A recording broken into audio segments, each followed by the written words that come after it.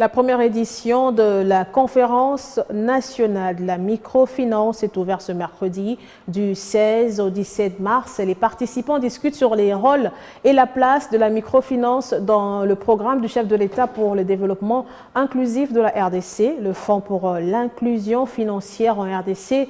FPM s'est joint à l'Association nationale des institutions des microfinances en RDC afin de peaufiner les stratégies pour la promotion de ce secteur et le développement financier exclusif dans les coins et recoins du pays.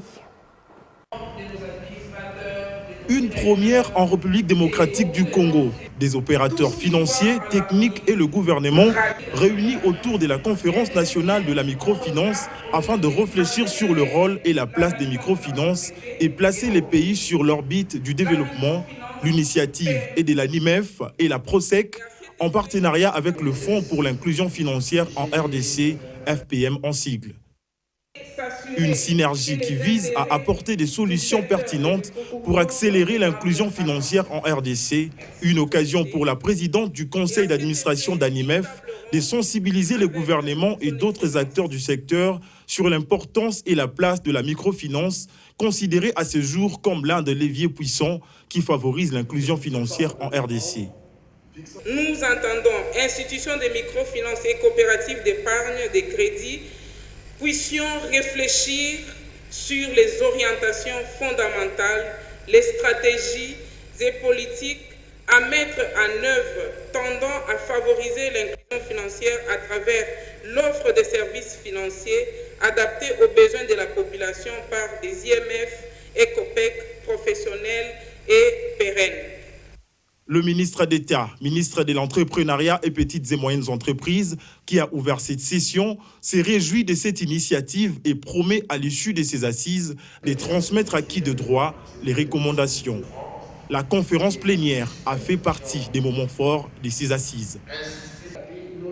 Le directeur général du FPM ASBEL, Jean-Claude Tetika, a à l'occasion poser des bases solides sur le rôle du développement inclusif à travers la stratégie d'assistance technique visant la construction d'un secteur financier de proximité.